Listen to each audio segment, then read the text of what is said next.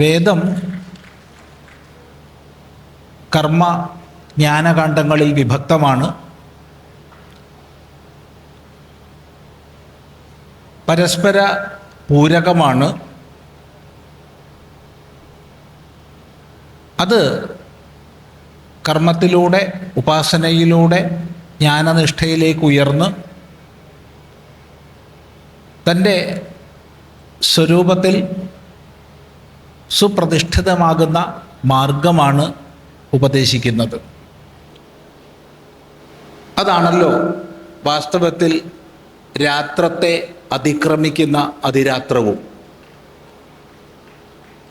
രാത്രം പല രീതിയിൽ വ്യാഖ്യാനിക്കുക. അതിരാത്രത്തെ അങ്ങോട്ടൊന്നും ഇപ്പോൾ കടക്കണില്ല.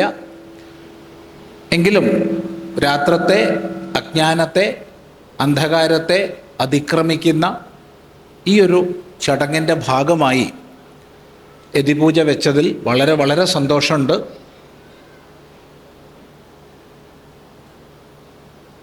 നമ്മുടെ ഒരു സ്മാർത്ത പദ്ധതി അനുസരിച്ച്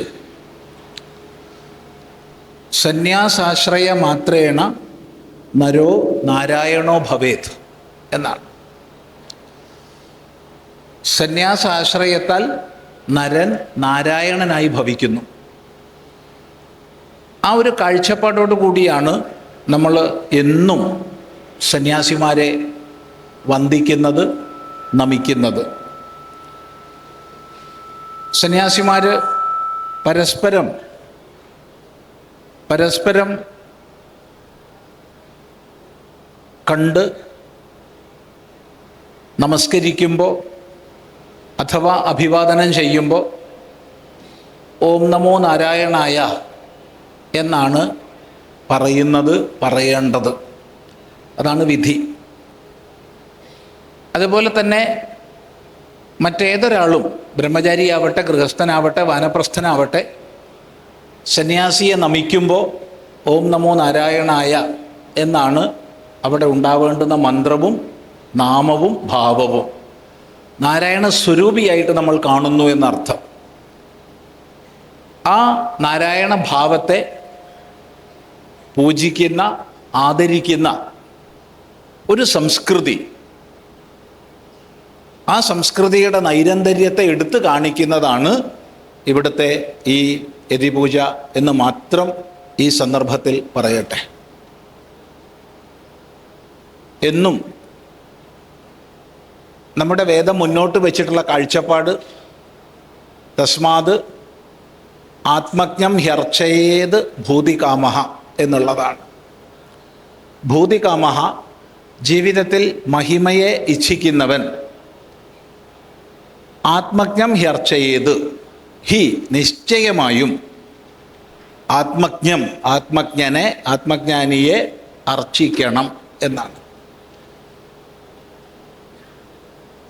ആത്മജ്ഞാനിയെ അർച്ചിക്കുക എന്നുള്ളതിൽ ആത്മജ്ഞാനം ലക്ഷ്യമായി താദർത്ഥ്യേന ജീവിക്കുന്നവരെയും സാധകന്മാരെയും എന്നും ആദരിച്ചിട്ടുള്ളതാണ് നമ്മുടെ പൈതൃകം, സംസ്കൃതി.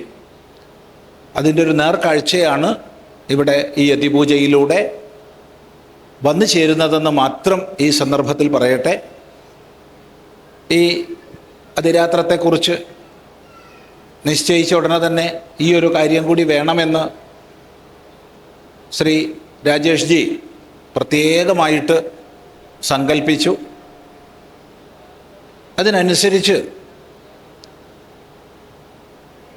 കേരളത്തിൽ പ്രധാനപ്പെട്ട ആശ്രമങ്ങളിൽ നിന്നൊക്കെ തന്നെ നമ്മൾ മഹാത്മാക്കളെ, ഇതിൻ്റെ പ്രവർത്തകർ, രാജേഷ് ജിയുടെ ശിഷ്യന്മാർ ഒക്കെ ക്ഷണിക്കുന്നതിൽ പ്രവർത്തിച്ചു. അതിന് മാർഗദർശക മണ്ഡലം കാര്യദർശി എന്ന നിലയ്ക്ക് സസ്വരൂപാനന്ദ സ്വാമികൾ വളരെ യത്നിച്ചിട്ടുണ്ട്. ആ എല്ലാവരുടെയും ഒത്തൊരുമിച്ച സങ്കല്പത്തിൻ്റെയും പ്രവർത്തനത്തിൻ്റെയും ഫലമാണ് ഈ ധന്യമായ ഈ ഒരു സന്ദർഭം എന്ന് മാത്രം ഇവിടെ പറയട്ടെ. കൂടുതലൊന്നും ദീർഘിപ്പിക്കുന്നില്ല. സന്തോഷം.